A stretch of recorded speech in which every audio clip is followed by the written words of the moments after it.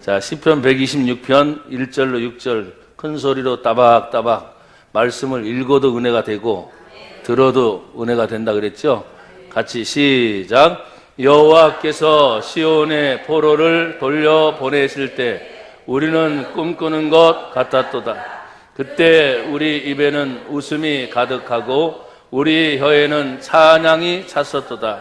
그때 문 나라 가운데서 말하기를 여호와께서 그들을 위하여 큰 일을 행하셨다 하였도다. 여호와께서 우리를 위하여 큰 일을 행하셨으니 우리는 기쁘도다. 여호와여 우리의 포로를 남방 시내들 같이 돌려 보내소서. 눈물을 흘리며 씨를 뿌리는 자는 기쁨으로 거두리로다. 울며 씨를 뿌리러 나가는 자는 반드시 기쁨으로 그 곡식단을 가지고 돌아오리로다. 아멘. 지금 이 노래를 여러분들이 성경을 보면 그 위에 제목이 붙어 있는 성경이 있을 거예요. 자, 이 시는 노래인데 지금 어디에 올라가면서 부르는 노래라고 되어 있어요? 예. 그럼 오늘날도 여러분들이 지금 보면 성전에 오시면서 부르는 노래로 되어 있다는 거예요. 성전에 오시면서. 여러분들이 성전에 오시면서 노래가 되었으면 좋겠어요. 감사가 되었으면 좋겠고, 내가 하나님의 성전을 올라갈 때 예배드리러 가는 거잖아요. 그럴 때마다 내 마음에 기쁨이 회복되는 꿈을 꾸고 오시길 바랍니다. 항상 마음에 아쉬움이 있는 것은 어떤 때는 정말 예수님이라면 여러분 한번 해보세요. 예수님이라면 어떻게 하셨을까? 여러분 이 고민을 많이 갖기를 바랍니다. 여러분 스스로도 여러분 고민하실 때가 많잖아요. 고민하실 때가 많아요. 또 사람이 살다가 보면 보이지 않는 영적인 문제, 보이는 육적인 문제, 또 실질적으로 당하는 환경의 문제들이 나 혼자만이 아니고 가정을 이루었을 때 부모와 자식 간의 관계, 이것이 사실은 가장 큰 문제로 작용이 돼요. 또 가족 식구 중에서 모든 분들이 다 얼굴만 봐도 힘이 되면 말하지 않아도 좋잖아요. 왜? 얼굴만 봐도 힘이 되니까. 근데 얼굴 보면서 걱정이 생기는 때가 있어요, 없어요? 있는 게 아니라 많이 있을 거예요. 많이 있을 거예요. 그래서 육신은 건강해야 되는데 건강하지 못하고 자꾸 아프니까, 또 보이지 않는 마음이라고 하는 부분이 뭘 생각해도 항상 힘이 있고 앞날에 대해서 비전이 있고 어두움보다는 밝음이 있어야 되는데, 생각하면 이건 안 될 것 같아 라고 하는 어두움이 먼저 찾아온다는 거지. 성경은 이런 것을 염려라 그래요. 염려. 근심이라고 그래요. 걱정이라고 그래요. 성경에 그런 단어들이 있어요, 없어요? 다 있어요, 다. 우리들이 지금 겪고 있는 모든 단어들이 다 있는데 성경은 그것을 하나님이 알고 인정하면서도 염려하지 말아라 그래요. 근심도 근심하지 말아라. 왜? 하나님을 믿으니, 예수님이 하신 말씀이죠. 또 나를 믿어라. 그러니까 예수를 믿으면 근심이 있지만 근심을 이길 수 있는 힘이 하나님께로부터 온다는 말이죠. 베드로 사도는 우리에게 하나님 말씀을 가르치면서 염려의 문제도 너희 모든 염려라 그랬지 하나가 아닌 거죠. 염려를 따지면 뭐 이것저것 굉장히 많잖아요. 근데 모든 염려를 주님께 맡겨 버려라. 그러면 주께서 너희를 권고 돌아봐 주실 것이다. 맡기지 못하는데 어떻게 하겠어요? 여러분들은 늘 입으로 맡긴다고 그래요. 맡긴다. 주님께 맡긴다. 어제도 한 목사님하고 전화를 하면서 목사님이 지교회 형태로 그렇게 큰 교회는 아니지만 내가 예전에 생각하고 꿈꿔왔던 것들을 어쨌든 실천하는 그 목사님의 전화의 내용을 보고서 아직도 나도 늦지 않았구나. 한 번 더 해봐야 되겠다는 그런 생각을 갖도록 전화 내용 속에 힘이 되는 사람이 있어요. 이렇게 힘이 되는 사람. 근데 어떤 때는 전화 내용 중에 전화를 하면서도 힘이 빠지는 경우가 있어요. 나는 우리 성도들이 여러분 자신이 누구에게 걱정거리가 되지 않기를 축복해요. 그 사람 생각하면 또 만나고 싶은 사람, 그 사람 생각하면 힘이 되는 사람, 그 사람 생각하면 위로가 되는 사람, 그런 분들이 되기를 축복해요.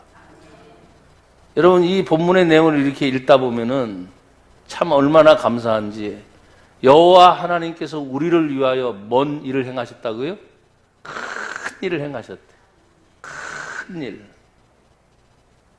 예레미야 33장 3절을 보면 우리 성도들이 누차 암송할 수 있는 말이죠. 너는 내게 부르짖으라. 내가 너에게 응답하겠고 네가 알지 못하는 크고 비밀한 일을 너에게 보여주리라. 크고 은밀한 일을 너에게 보여주리라. 여러분, 오늘은 2017년 6월 25일 또 주일입니다. 그러니까 6.25에 대한 이야기를 안 할 수가 없죠. 왜? 1950년 6월 25일이 주일이었기 때문에. 근데 그 주일 새벽에 바로 북한군이 전쟁을 일으켜서 그 전쟁이 불과 82일 만에 그 북한에서부터 쳐내리기 시작해서 뭐 전라도, 충청도 다, 경상도 다 내려가서 마지막 부산만 남겨 있는데 걸린 시간이 딱 81일밖에 안 돼요. 어마어마하게 빠른 속도로 그 빠른 속도로 진행된 가운데 부산만 남았을 때, 그때 대통령이 이승만 대통령이거든요. 여러분 보십시오. 지금 역사를 보면 공산주의가 되었던 모든 나라는 지금 다 망하고 있잖아요. 그렇죠? 또 붕괴되고 있고, 또 경제적으로, 또 세계적으로 고립이 되어가고 있잖아요. 러시아 아무리 큰 땅덩어리를 가져도 경제적으로 무진장 지금 힘들어요. 중국이라는 나라도 사실은 나은 것 같아도, 여러분 경제 지금 달러와 원화의 비율로 따지면 여러분 그 경제적 가치가 워낙 밑으로 떨어져 있잖아요. 그런 걸로 우리가 볼 수가 있어요. 공산주의로 된 모든 나라는 지금 보니까 다 못 살아요. 아멘 해도 돼요. 근데 민주주의라고 되는 나라들은 경제적으로 다 회복이 됐어요. 그게 일단 기본적으로 증명이 되는 거예요. 성경에 보니까 그 힘들고 어려웠을 때 여러분 6.25 전쟁 비사 중에 있는 의미 있는 기도회가 있어가지고 저도 인터넷을 검색해서 찾아가지고 여러분의 조금 도움을 주려고 제가 스마트폰에다 담아놨어요. 여러분 낙동강까지 북한의 침략에 밀려 내려왔을 때 다급해진 미군이 남한의 60만 명을 사모아라고 하는 것으로 이주시키는 시나리오를 구상을 했다는 거예요. 이 사람만큼이라도 움직여서라도 남한 사람들을 살려야 되겠다 하는 그런 시나리오를 구성을 해놓고, 그 위기의 상황 속에서 300여 명의 목사님들이 부산 대신동 초등학교에 모여서 일주일 동안 금식하고 회개하고 나라를 위해서 기도했다. 이제 이걸 여러분 보면 이주한 분들이 많잖아요. 그러니까 목사님들에게 위기 상황이니까 기도 좀 해달라고 부탁을 한 거예요. 그래서 그 일주일 동안 그렇게 했고, 근데 그때가 여러분 보십시오. 6월 25일이 지난 81일이니까 그때 그 당시에는 장마철이었다는 거예요. 근데 장마철이었음에도 불구하고 기적적으로 화창한 날씨가 계속 되었다는 거예요. 그럼 전쟁 중에서는 장마철이면 오늘날로 말하면 좋은 비행기가 아니잖아요. 67년 전에 미국이 같은 거 뜨면은 비행기가 비 때문에 뜰 수가 없는 거죠. 근데 미군 B-29기가 낙동강에 집결한 북한군을 향해 3일 동안 폭격할 수 있도록 화창한 날씨를 주셨다는 거예요. 여러분, 우리는 성경에 보면 날씨를 주관하시는 분이 하나님이세요. 자연을 주관하시는 분이 하나님이세요. 그래서 3일 동안 폭격을 받으니까 북한군이 어떻게 합니까? 후퇴하기를 시작했다. 그것이 지금 비사 중에 나와 있는 거예요. 낙동강 전선을 무력화시키고 더 이상 넘지 못할 일이 생겼고, 이어서 부산으로 피나온 교역자 250명을 수용했던 부산 초량교에서 민족을 위한 또 하나의 구국기도회가 열렸는데, 이 기도회는 당시 부산으로 피난온 이승만 대통령을 비롯한 목회자들이 중심이 되어서 가슴을 찢는 회개운동이 일어난 거예요. 그래서 9월 15일 메가더 장군의 인천 상륙작전이 일어나서 전세는 역전이 되었고, 여러분이 영화 중에 상영됐던 작년인가요? 인천 상륙작전 영화를 혹시 보신 분이 계시지만 5,000분의 1 확률입니다. 그 작전이 성공할 수 있는 것은 5,000분의 1. 될 수 있다는 거예요, 없다는 거예요? 없다는 거예요. 근데 그 상륙작전을 하고 있는 동안에 그 부산에서 뭐가 일어났다고요? 뭐가 일어났다고요? 여러분, 기도가 안 하니까 기도라는 말이 안 나와. 뭐가 일어났다고요? 기도회가 있었다는 거예요. 나라의 위기 때만이 아니라 사실은 이런 것을 보면 여러분들도 아주 위기의 상황을 만나게 되면 뭐 하게 됩니까? 기도해요? 하나님 살려주세요. 하나님 도와주세요.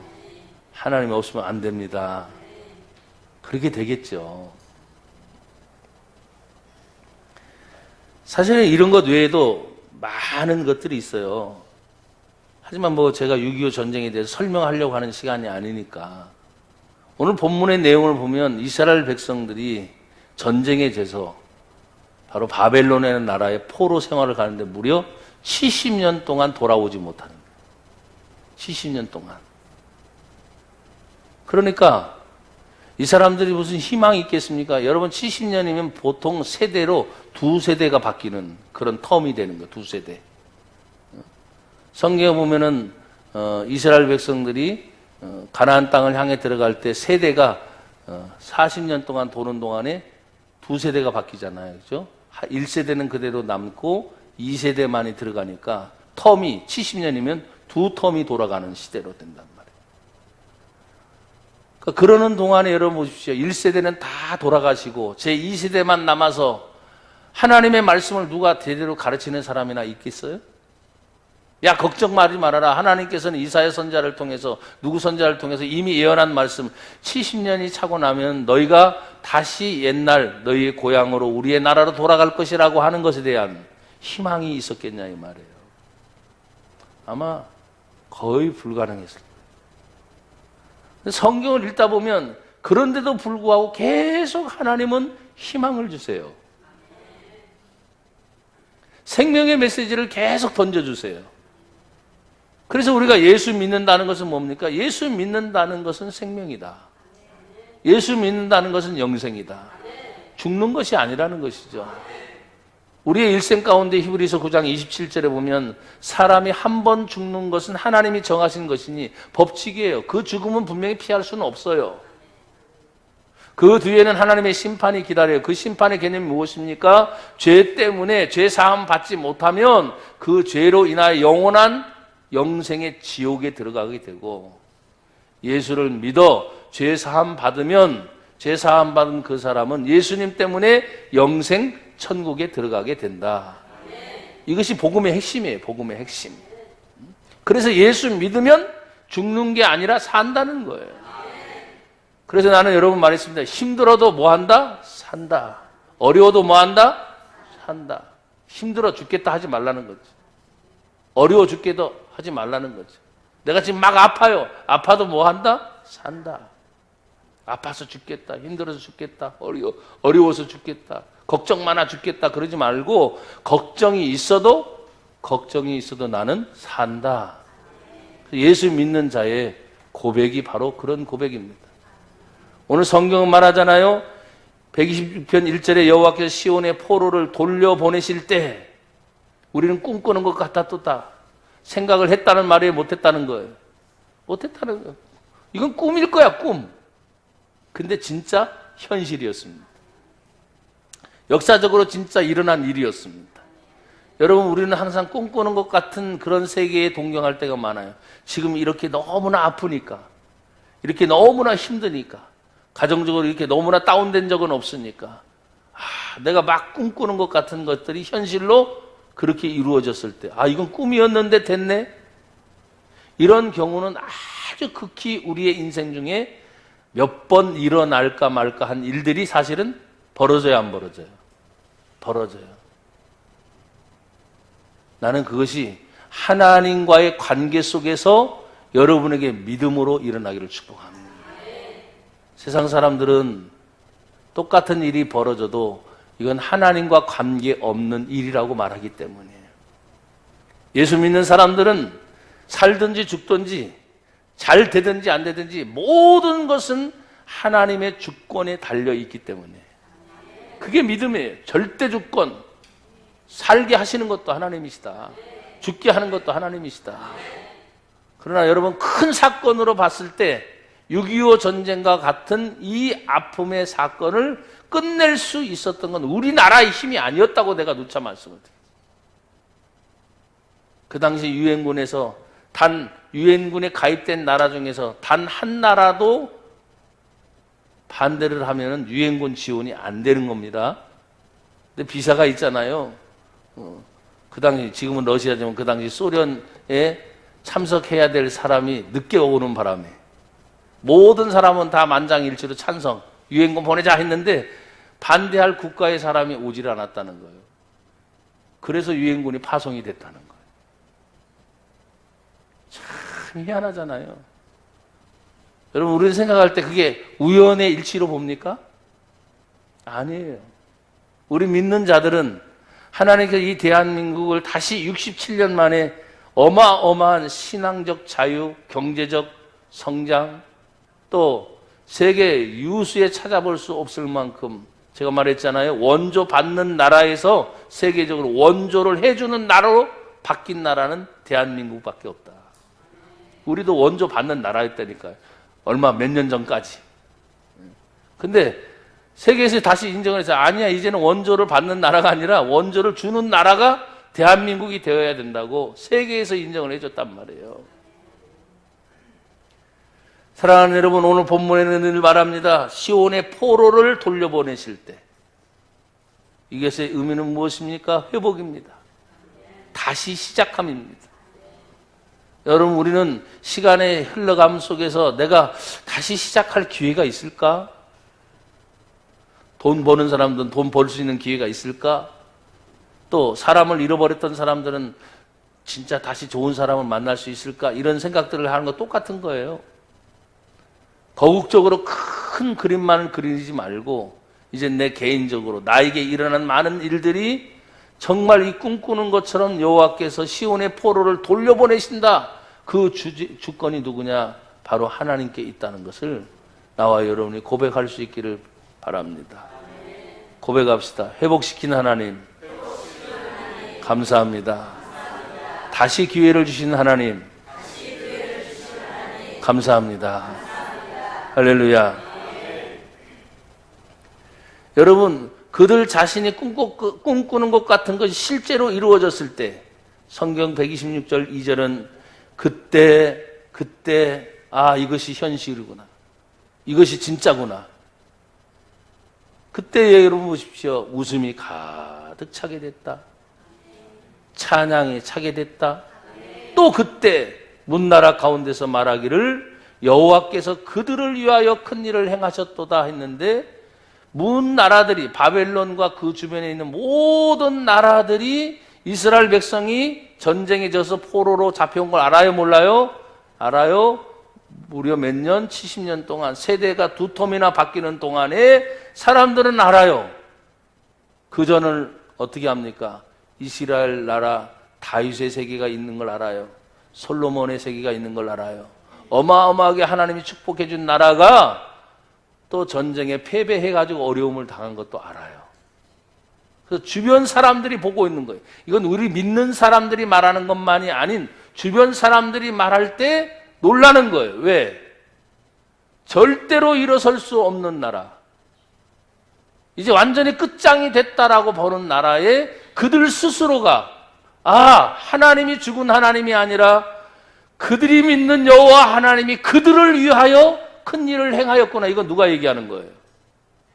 다른 사람들이 얘기하는 거예요. 나와 여러분들은 우리가 믿는 하나님과 우리 하나님 얘기하잖아요. 근데 내가 지금 말하는 건 여러분들이 지금 직장에 갔어요, 사회생활을 갔어요, 다른 사람들을 만나요. 그때 그 사람들이 우리를 향해서 해주는 말이에요. 당신을 위해서 하나님이 하셨군요. 당신이 말하고 있는 그 하나님이 당신을 도와주셨군요. 성경에는 그런 얘기가 많습니까? 없습니까? 많죠. 요셉의 얘기가 거의 대부분 그렇습니다. 감옥에 들어갔는데 감옥에서 전옥들, 죄인들을 다루는 그 사람들이 요셉을 보면서 하나님을 알게 된 거예요. 요셉의 가정집 주인의 종으로 들어갔는데 그 가정의 집 주인이 요셉을 보고 하나님을 아는 거예요. 나와 여러분이 어딜 갔습니다. 그런데 하나님을 전혀 모르는 사람들이 나를 통해 하나님을 알게 되는 거예요. 그것이 바로 2절의 내용입니다. 주변에 있는 모든 사람들이 말합니다. 믿지 않는 불신자의 세계입니다. 그런데 말하는 것입니다. 그들을 위해 그들의 여호와 하나님이 큰 일을 행하셨구나. 바로 우리 대한민국이 그렇습니다. 세계 모든 사람들이 이 대한민국을 향해서 말할 때 경제적인 것만을 말하지 않습니다. 미래학자들이 말하는 그런 꿈을 얘기할 때 그것만 말하지 않습니다. 왜? 세계 도처에 흐르고 있는 경제적이고 사회적인 분석도 있지만 그들이 가지고 있는 신앙이 뭐냐? 종교성을 따집니다. 근데 우리나라는 종교성을 따지게 되면 불교의 시대가 있었죠. 그렇죠? 유교의 시대가 있었죠. 근데 그걸 다 떠나서 너무너무 놀라운 것은 선교 130년 조금 지난 즈음에 우리 한국에 있는 모든 근대사가 다 뭐라고요? 기독교 역사란 말이에요. 그래서 놀라는 거예요.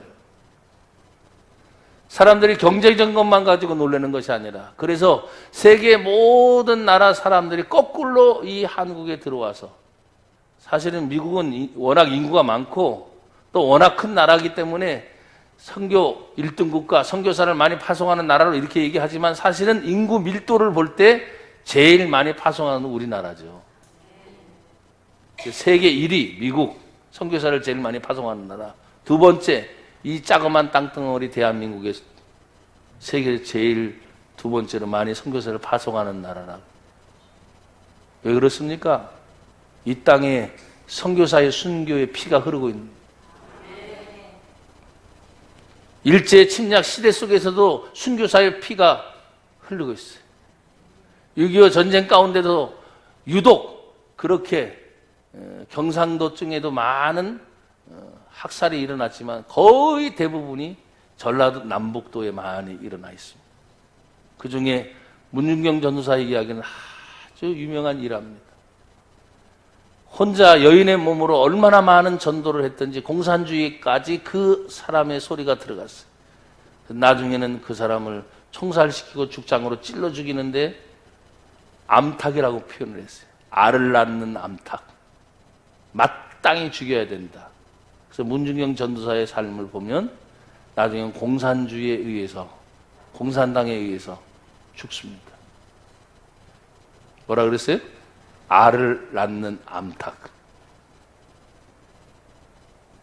그 신안 앞바다 일대 주변 전체를 혼자의 몸으로 전도를 다니면서, 근데 그가 도망갔어도 되는데 그 전사님은 섬들에서 자기를 기다리고 있는 성도들 때문에 다시 들어왔다가 공산당에 잡혀서 그렇게 처참하게 사살을 당해요. 사랑하는 여러분, 우리가 이 세상을 살아가면서 정말 내가 예수를 믿어서 행복하려고 하는 이유가 뭡니까? 내가 예수를 믿으면 잘 산다. 예수를 믿으면 더 좋아진다. 그 개념이 과연 무엇입니까? 돈 많이 버는 거? 나쁘지 않죠. 육신의 건강을 유지하는 거? 나쁘지 않죠. 왜? 성경은 그것을 약속했기 때문입니다. 너의 영혼이 잘된 같이 뭐가 잘되고 범사도 잘되고 또 뭐까지 강건한다? 내 육체까지 강건하다. 예, 맞아요. 그런데 우리가 살다 보면 모든 범사가 잘 되는 것이 있습니까? 아닐 때도 많지요. 육신의 질병이 찾아올 때 있어요, 없어요? 있습니다. 그런데 그렇게 생각해보면 성경 말씀이 맞지 않네. 우리는 그럴 거 아닙니까? 근데 그때는 우리 말씀을 다시 적용을 해봐야 됩니다. 그 말씀이 다시 뭘까? 내 영혼이 잘됨 같이. 그 영혼이 잘되면 뭡니까? 어떤 환경에도 감사를 잃어버리지 않는 겁니다. 어떤 환경에도 원망과 불평이 일어나지 않는 것입니다. 그러니까 몸이 아픔이 찾아올 때도 뭐예요? 하나님 감사를 찾아내면 회복의 기간이 있을 거 아닙니까? 치유의 기간이 있을 거 아닙니까? 어떤 때는 도저히 불가능한 불치의 병들이 우리들 주변에 있습니다. 지치잖아요. 힘들잖아요. 하나님, 어떤 때는 얘기합니다. 생명만이라도 하나님 고쳐주시면 고맙겠습니다. 그래서 생명을 붙여놨어요. 근데 우리는 말하지요. 이제는 일어나야 됩니다. 걸어야 됩니다. 완전 정상인으로 돌아와야 하나님이 살아계심을 믿겠습니다. 하고 점점점 우리의 방향이 바뀌어요, 안 바뀌어요? 안 바뀌어요? 또 힘들고 어려웠을 때 하나님 100만 원만 벌게 해주십시오 해서 그렇게 됐어요. 근데 그렇게 살아야 되는데 하나님 딴 사람 보니까 200만 원이네요. 또 주변에 보니까 300만 원이네요. 우리의 모든 것이 자꾸 관점이 하나님 안에 있는 게 아니라 주변의 비교 의식 속에 사로잡히기 시작합니다. 그래서 나는 여러분 가장 힘들었을 때 하나님이 도와주었던 그 은혜 감사 잊어버리지 말아라. 그래서 신앙은 더 높게 봐라 계속. 하지만 내가 생활했던 거 진짜 더 어려웠던 때를 생각해 보면 지금의 시간이 얼마나 고맙고 감사한가. 근데 사람들은 같이요 경제적인 것도 막 올라가야 돼. 근데 그거는 글쎄요 경제적인 것이 많이 올라가려면 그만큼 피나는 노력을 사람들이 하더라고요. 정직한 거, 진실한 거 지키면서 그 정도까지 올라가기는 쉽지 않은 사회 구조의 현상 속에 우리는 빠져 있어요. 그러니까 여러분이 나나 여러분이 잊어버리지 않을 것은 뭐냐면 그 순간순간 내가 최선을 다하면서 하나님이 주신 은혜를 잃어버리지 않는 거예요. 그래서 어떤 환경이 있어도 어떤 문제가 생겨도 하나님 내 안에 항상 기뻐하라. 쉬지 말고 기도하라. 범사에 감사하라. 감사를 잃어버리는 거예요.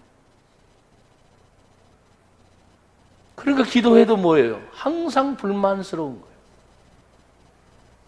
또 예배를 드려도 감격을 자꾸 잃어버리는 거예요. 늘 말했지 않습니까? 기도를 안 한다는 게 아니에요. 예배를 안 드린다는 것이 아닙니다.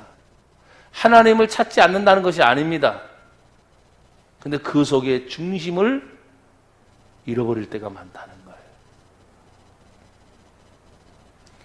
주변 사람들로부터 이스라엘 백성을 향한 하나님이 큰 일을 행하셨다는 것을 듣게 하십니다. 어떻게 보면 우리 교회도 마찬가지죠. 개척부터 시작해서 지금까지 왔을 때 난 주변에 있는 목회자들의 말을 들었어요. 또 우리 성도만이 아닌 다른 분들의 이야기도 제가 들었습니다. 그래서 좋은 얘기도 들었고 어떤 때는 아픈 얘기도 들었습니다. 근데 이게 있더라고요.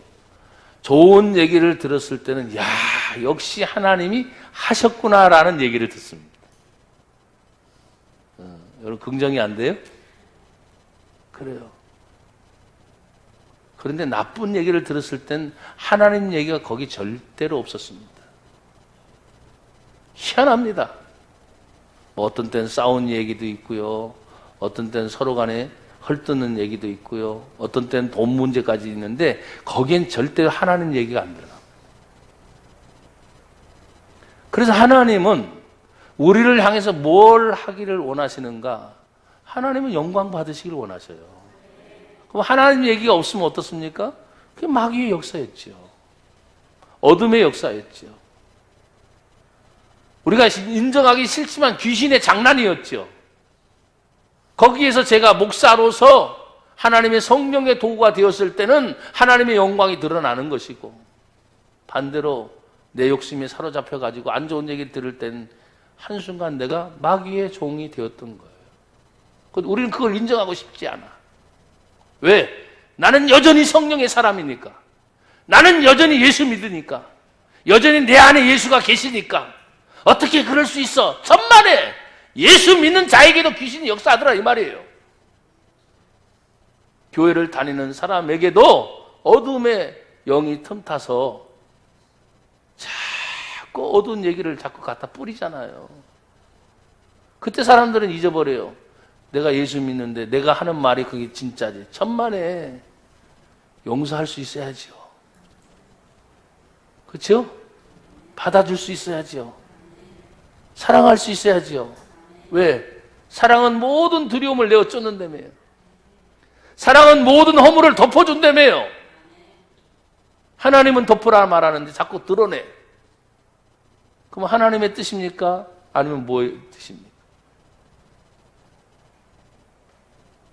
주변의 모든 사람들이 인정받을 만한 이야기가 오늘 2절의 내용이 그렇습니다. 주변에 있는 사람들이 우리를 자꾸 쳐다보고 있습니다. 직장 동료가 나를 쳐다보고 있습니다. 또 어떤 때는 고객으로 말하면 그 고객이 전혀 다르게 나를 쳐다보고 있습니다. 사람마다 다 다르죠. 그래서 여러분은 혼자가 아닙니다. 여러분을 통해서 하나님의 존재가 드러나든지 아니면 여러분 자신만 드러나든지 나는 여러분을 통해 하나님의 존재가 드러나길 바랍니다. 왜? 내가 예수님 믿는다고 하니까. 최소한도 내가 대화를 나누다 보면 자연스럽게 하나님 말씀의 이야기가 나옵니다.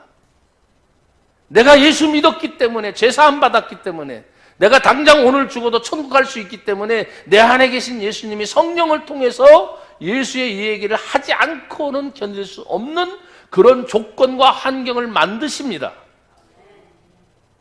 근데 우리는 무심코 그걸 인정하지 않고 지나갑니다. 왜? 내가 그 얘기에서 이 사람이 도망갈까 봐. 내가 그 얘기에서 이익의 관계가 놓칠까 봐.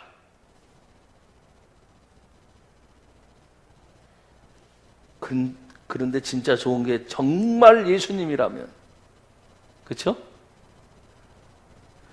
이 순간에 예수의 얘기를 못 듣고 이 사람이 끝나고 지옥 간다는 것이 강력하게 내 마음속에 있다면 말하지 않고는 견딜 수 없잖아요.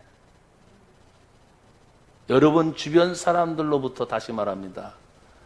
여러분 안에 계신, 여러분이 믿는 그 하나님의 존재가 드러나기를 축복합니다. 그래서 문 나라 가운데, 그 가운데서 문 나라 가운데 그들이 서로 말하는 것입니다. 이 나라 저 나라 사람들도 얘기하는 것입니다. 여호와께서 그들을 위하여 포로됐던 사람들, 어려움을 당했던 그들을 위하여 하나님이 큰 일을 행하셨다라고 말을 해주는 것입니다. 그리고 이제 우리들 입장입니다. 우리들 입장. 그것이 3절입니다. 다 같이 읽어보세요. 시작. 여호와께서 우리를 위하여 큰 일을 행하셨으니 우리는 기쁘도다. 할렐루야. 기쁨을 누릴 수 있는 것은 자신이 체험한 거예요. 여러분, 다른 사람들이 하나님 행하셨다라고 말하는 그 사람들은 기쁨이 있어요, 없어요? 없습니다. 왜? 하나님의 존재가 저들을 위해서 했나 봐. 왜? 자기들과는 관계가 있어요, 없어요?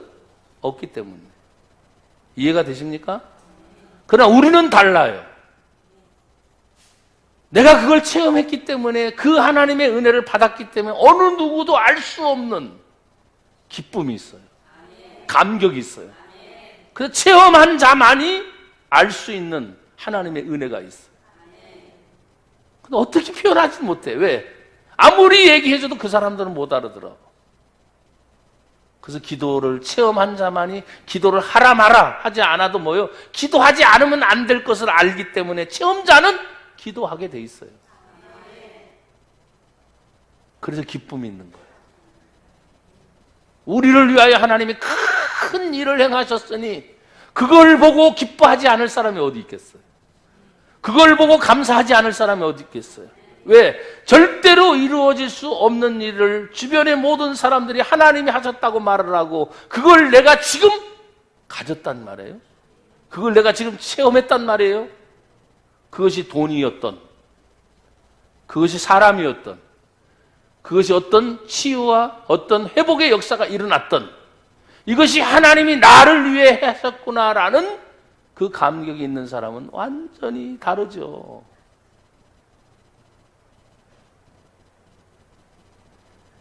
그래서 어떤 때는 제가 상담의 기술이 부족해요. 오래 들어주기가 참 힘들어요. 왜? 답은 딱 보이는데 자꾸 주절주절 얘기를 많이 하려고 하니까. 그래서 딱 잘라 말해요. 좀 더 기도해 보세요.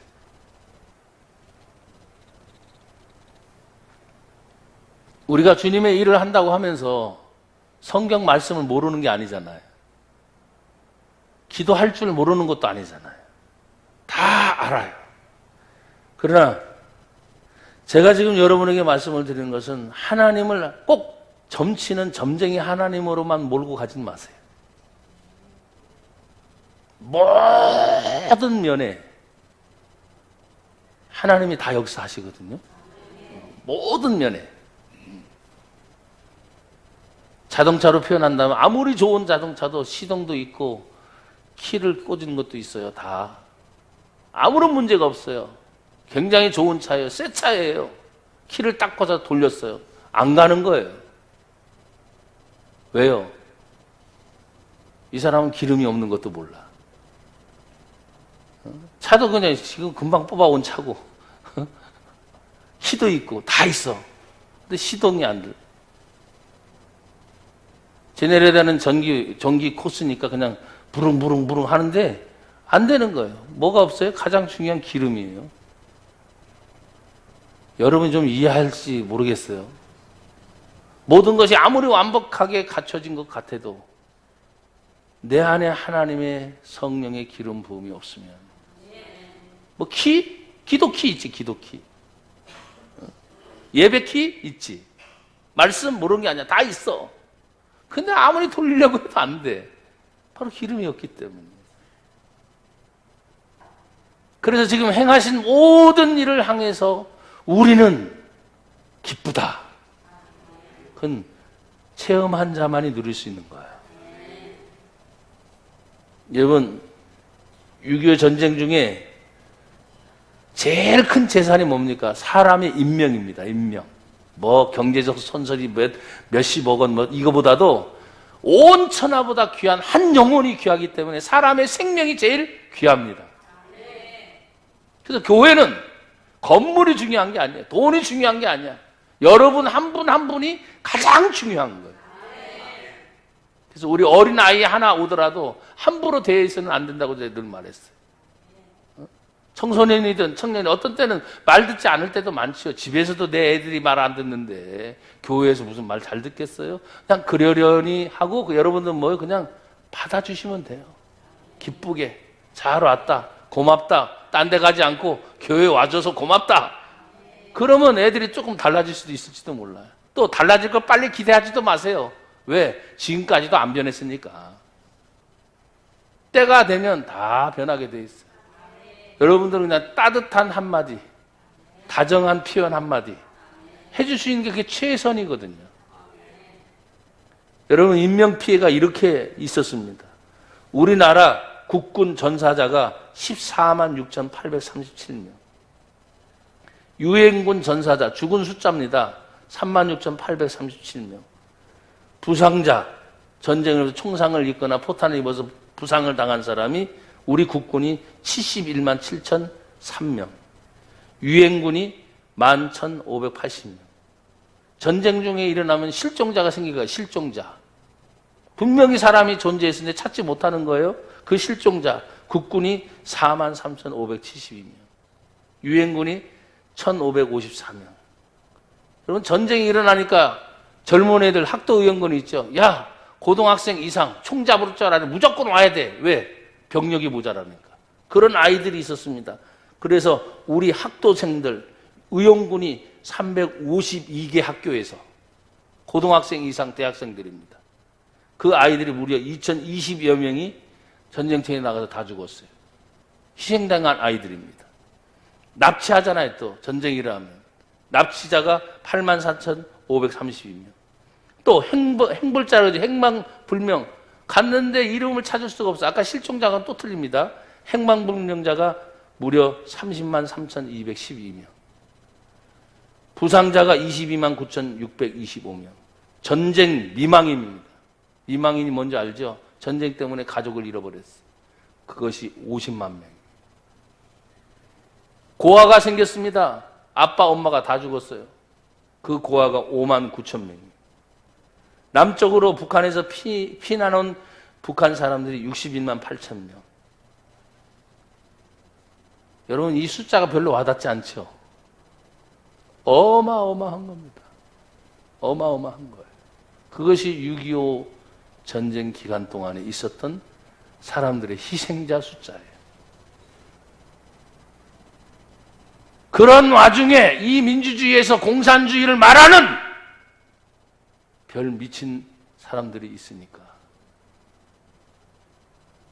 전쟁은 다시는 일어나서는 안 됩니다. 남한과 북한이 통일이 되려면 여러분이요, 적화 통일이 아닙니다. 여러분, 사람들이 말하는 통일하는데 그렇게 되면 안 되는 거예요. 민주주의 평화 통일이 돼야 됩니다. 시장의 경제가 살아나는 원리로 가야 돼요. 그게 민주주의거든요. 그냥 통일된다고 해서 되는 게 아닙니다. 우리나라의 향방이 세계 모든 나라의 이목이 집중되어 있어요. 분명히 어느 순간 가면 통일이 될 줄 믿습니다. 왜? 성경도 보면 언제나 하나님이 둘이 아니라 하나를 만드는 것이 하나님의 뜻인데 세계 분단의 유일 국가 이 대한민국을 왜 마지막까지 지금 전쟁 도발이 된다 안 된다 하는 속에 또 유엔군들이 철수를 한다 안 한다 하는 그런 와중 속에 아주 심각한 우리나라의 정치 상황 속에 있는 걸 여러분이 기억하시고, 여러분이 때로는 가정 환경도 중요하고 경제적인 환경도 중요하지만 나라를 잃으면 다 잃는 거예요. 그래서 기도하실 때마다 나라와 민족을 위해서 기도하고 또 교회를 위해서 기도하고 주의 정도를 위해서 기도하고 여러분 자신 가정과 직장을 위해서도 더 기도할 수 있기를 주의 이름으로 축복합니다. 4절, 5절, 6절 결론으로 말합니다. 여호와여 우리의 포로를 남방 시내들같이 돌려보내소서. 5절 다 같이 읽습니다. 시작. 눈물을 흘리며 씨를 뿌리는 자는 기쁨으로 거두리로다. 6절 울며 씨를 뿌리러 나가는 자는 반드시 기쁨으로 그 곡식단을 가지고 돌아오리로다. 아멘. 그래서 5절, 6절만 딱 띄워놓고 생각하면 이 앞에 있는 내용들이 이해가 안 되는 거예요.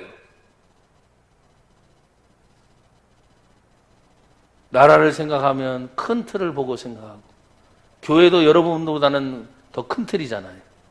가정도 마찬가지. 여러분 한 분 한 분도 마찬가지. 여러분 씨를 뿌리지 않으면 거둘 수 있어요, 없어요?